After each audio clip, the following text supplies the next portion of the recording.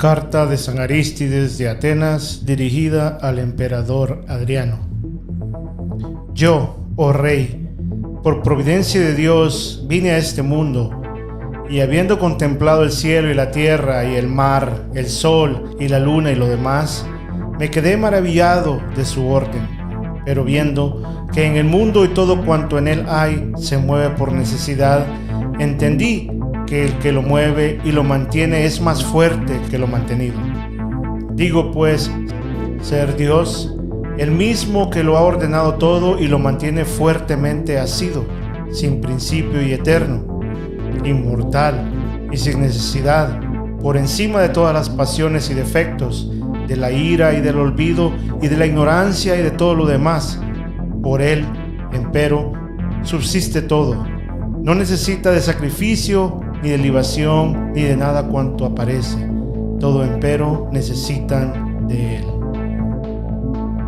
Dichas estas cosas acerca de Dios, tal como yo he alcanzado a hablar sobre él, pasemos también al género humano, para ver quiénes de entre los hombres participan de la verdad y quiénes del error, porque para nosotros es evidente, oh rey, que hay tres géneros de hombres en este mundo: los adoradores de los que entre ustedes llaman dioses, los judíos y los cristianos.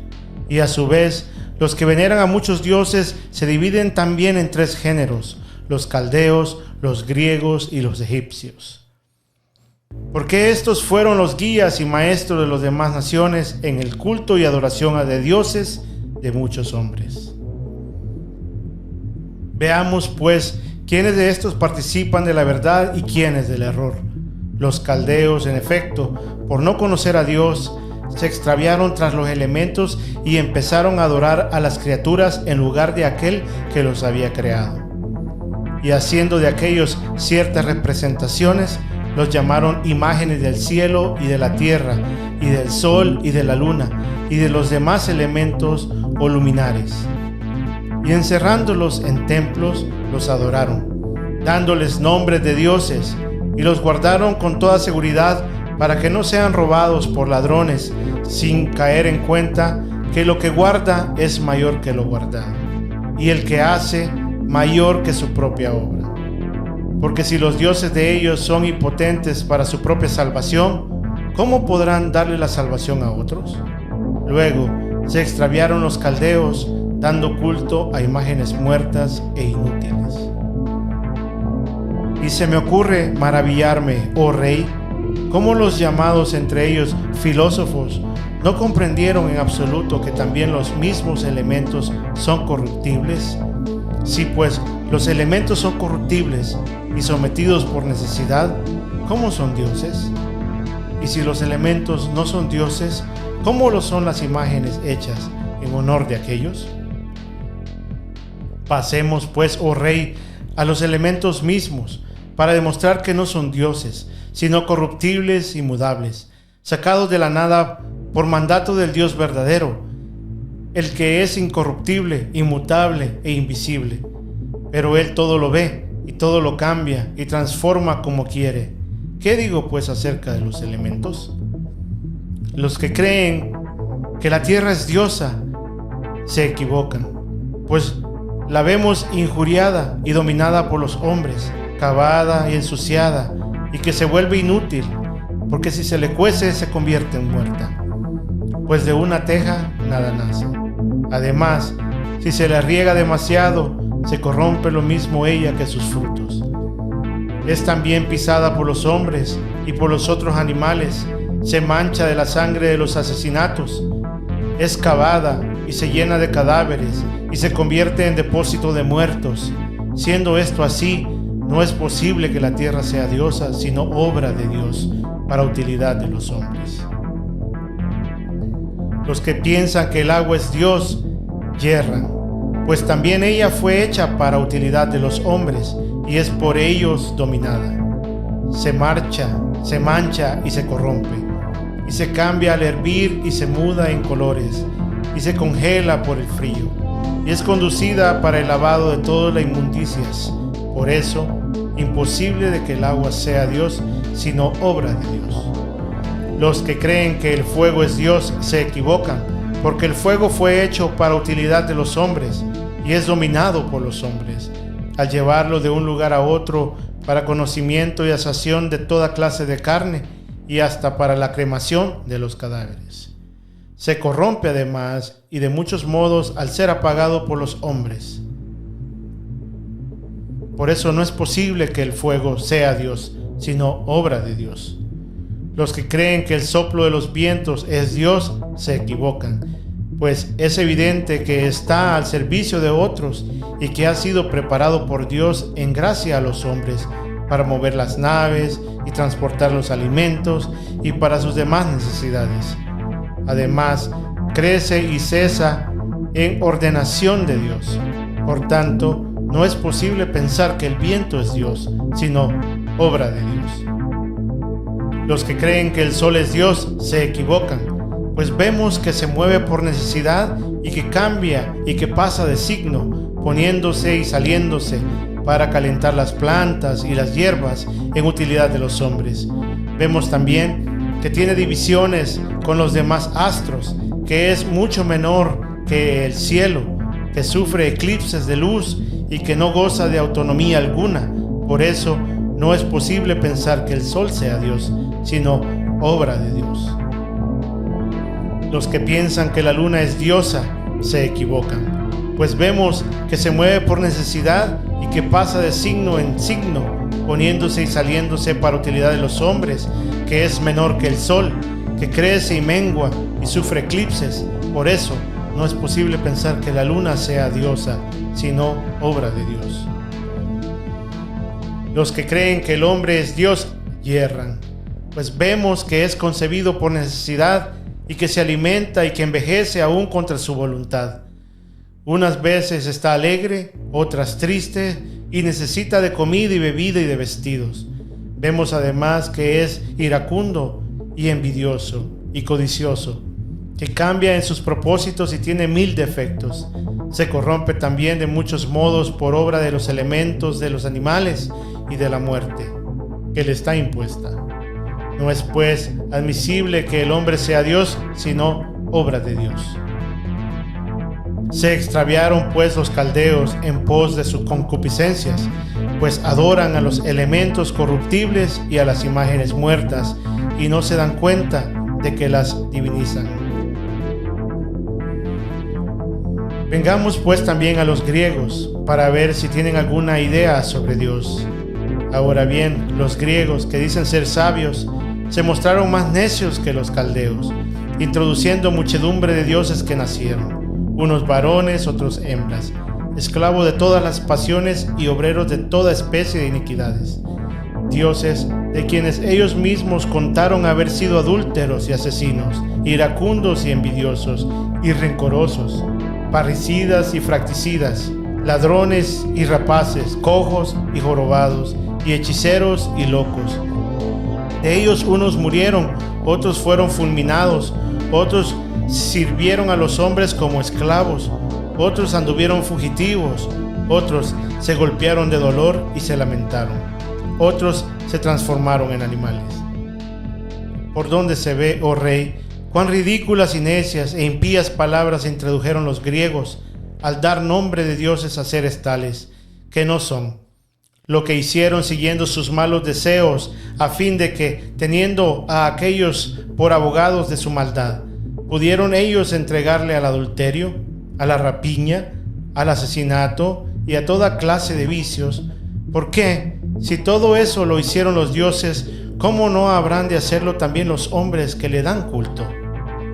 Consecuencia, pues, de todas estas obras del error fue que los hombres sufrieron guerras continuas y matanzas y amargas cautividades. Mas si queremos ir recorriendo con nuestro discurso cada uno de sus dioses, versos absurdos sin cuento. De este modo, introducen antes que todo un dios Crono, y a este le sacrifican sus propios hijos. Crono tuvo muchos hijos de Rea, y finalmente, volviéndose loco, se come a sus propios hijos. Dicen también que Zeus le cortó las partes viriles y las arrojó al mar, de donde se cuenta que nació Afrodita, Atando pues Zeus a su propio padre, lo arrojó al Tártaro. ¿Es el extravío e imprudencia que introducen contra su propio Dios? ¿Con qué es admisible que Dios sea atado y mutilado? ¡Oh insensatez! ¿Quién en su santo juicio puede decir tales cosas? El segundo introduce a Zeus, de quien dicen que es rey de todos sus dioses y que toma la forma de animales para unirse con mujeres mortales. Y en efecto, cuentan que se transforma en toro para Europa y Pásfase, en oro para Danae, en cisne para Leda, en sátiro para Antíope y en rayo para Esmele. Y que luego de estas le nacieron muchos hijos: Dionisio, Ceto, Anfín, Heracles, Apolo y Artemisa, Perseo, Castor, Helena, Pólux, Minos, Radamantes, Sarpedón y las 7 hijas que llamaron musas. Luego igualmente introducen la fábula de Ganímedes. Sucedió pues, oh rey, que los hombres imitaron todo esto y se hicieron adúlteros y pervertidos, e imitando a su Dios, cometieron toda clase de actos viciosos. ¿Cómo pues es concebible que Dios sea adúltero y pervertido y parricida? Con este introducen a un cierto Hefesto como Dios, y este cojo y empujando martillo y tenazas y haciéndose de herrero para ganarse la vida. ¿Es que está necesitado? Cosa inadmisible que Dios sea cojo y esté necesitado de los hombres. Luego introducen como Dios a Hermes, que es codicioso y ladrón y avaro y hechicero y estropeado e intérprete de discursos. No se concibe que Dios pueda hacer tales cosas. También introducen como Dios a Asclepios, médico de profesión y dedicado a preparar medicamentos y a componer emplastos para ganarse el sustento, pues estaba necesitado. Luego dicen que fue fulminado por Zeus a causa del hijo del lacedemonio Tindreo, y que así murió. Mas si Asclepios, siendo Dios, no pudo fulminado ayudarse a sí mismo, ¿cómo ayudar a los otros? También introducen como Dios a Ares, que es guerrero y envidioso y codicioso de rebaños y de otras cosas, del que cuentan que, cometiendo más tarde un adulterio con Afrodita, fue atado por el niño Eros y por Hefesto. ¿Cómo pues era Dios, el que fue codicioso y guerrero y atado y adúltero? También introducen como Dios a Dionisio, el que celebra las fiestas nocturnas y es maestro en embriaguez y arrebata a las mujeres ajenas, y que más tarde fue degollado por los titanes. Si pues Dioniso, degollado, no pudo ayudarse a sí mismo, sino que se volvió loco y era borracho y anduvo fugitivo, ¿cómo puede ser Dios? También introducen a Heracles, que cuentan haberse embriagado y que se volvió loco y se comió a sus propios hijos, y que consumido luego por el fuego, así murió. Mas, ¿cómo puede ser Dios un borracho que mata a sus hijos y es devorado por el fuego? ¿Y cómo podrá socorrer a los otros el que no pudo socorrerse a sí mismo? También introducen como Dios a Apolo, que es envidioso y que unas veces empuja el arco y la aljaba y la cítara y la flauta, y se dedica a la adivinación para los hombres a cambio de paga. ¿Es que está necesitado? Cosa imposible de admitir que Dios esté necesitado y sea envidioso y citaredo. Luego introducen a Artemisa, hermana suya, cazadora de oficio, que lleva arco y aljaba y anda errante por los montes, sola con sus perros, para cazar algún ciervo o jabalí. ¿Cómo pues puede ser Dios a una mujer así, cazadora y errante con sus perros? También dicen que es Dios a Afrodita, que es una adúltera y una vez tuvo por compañero de adulterio a Ares, otra a Anquises, otra a Adonis, cuya muerte lloró, yendo en busca de su amante, y hasta cuentan que bajó al Hades, para rescatar a Adonis, de Pérsfono, la hija de Hades. ¿Has visto, oh rey, insensatez mayor que la de introducir una diosa que es adúltera y se lamenta y llora? También introducen como rey a Adonis, cazador de oficio y adúltero, que murió violentamente herido por un jabalí y no pudo ayudarse en su desgracia. ¿Cómo preocupar, pues, de los hombres el adúltero, cazador y muerto violentamente? Todo esto y muchas cosas más vergonzosas y peores introdujeron los griegos, oh rey, fantaseando sobre sus dioses cosas que no es lícito ni decirlas ni llevarlas en absoluto a la memoria. De ahí, tomando ocasión los hombres de sus propios dioses, practicaron todo género de iniquidad, de imprudencia e impiedad, mancillando la tierra y el aire con sus horribles acciones. En cuanto a los egipcios, que son más torpes y más necios que los griegos, erraron peor que todas las naciones, porque no se contentaron con los cultos de los caldeos y de los griegos, sino que introdujeron como dioses aún animales irracionales, tanto de la tierra como de agua, y árboles y plantas, y se mancillaron en toda locura e imprudencia peor que todas las naciones sobre la tierra. Porque al principio dieron culto a Isis, que tenía por hermano y marido a Osiris, el que fue degollado por su hermano Tifón, y por esta causa huyó Isis con su hijo Horus a Biblio de Siria, buscando a Osiris, llorando amargamente hasta que creció Horus y mató a Tifón. Así pues, ni Isis tuvo fuerza para ayudar a su propio hermano y marido, ni Osiris, degollado por Tifón, pudo protegerse a sí mismo, ni el mismo Tifón, fratricida, muerto por Horus y por Isis, halló medio de librarse a sí mismo de la muerte.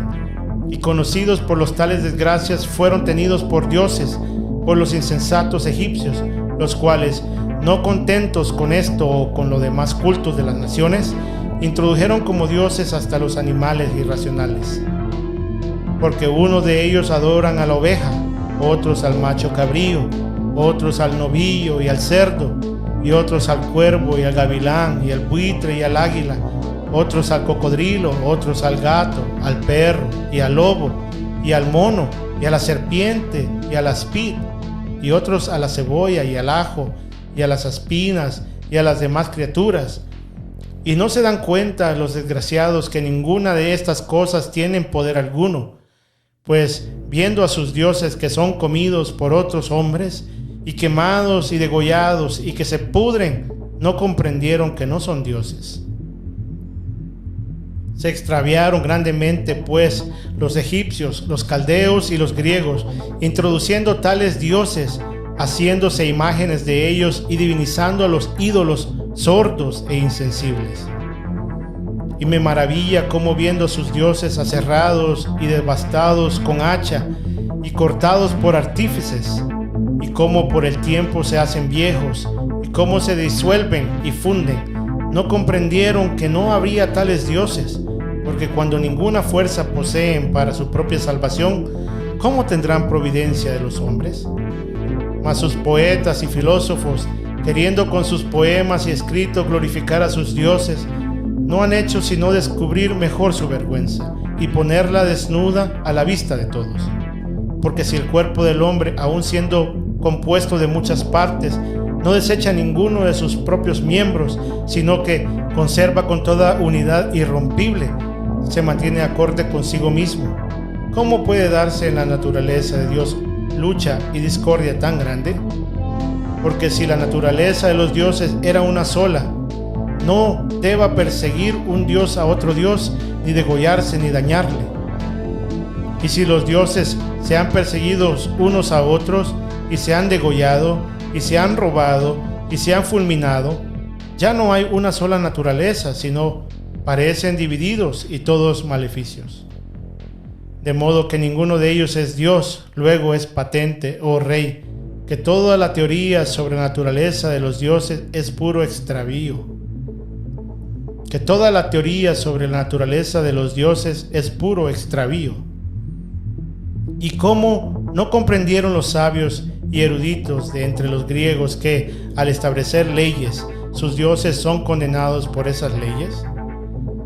Porque si las leyes son justas, son absolutamente injustos sus dioses, que hicieron cosas contra la ley, como mutuos muertes, hechiceros, adulterios, robos y uniones contra la natura. Y si es que todo esto lo hicieron bien, entonces son injustas las leyes como puestas contra los dioses. Pero no, las leyes son buenas y justas, pues alaban lo bueno y prohíben lo malo. Y las obras de los dioses son inicuas. Inicuos son, pues, los dioses de ellos. Y reos todos de muerte, e impíos los que introducen dioses semejantes. Porque si las historias que sobre ellos corre son míticas, entonces los dioses no son más que palabras. Y si son físicas, ya no son dioses los que tales cosas hicieron y sufrieron. Y si son alegóricas, son cuento y nada más. Queda pues, oh Rey, demostrado que todos estos cultos de muchos dioses son obras de extravío y de perdición. Porque no se debe llamar dioses a los que son visibles y no ven, sino que hay que adorar como Dios al que es invisible y todo lo ve y todo lo ha fabricado. Vengamos pues también, oh Rey, a los judíos, para ver qué es lo que estos también piensan acerca de Dios.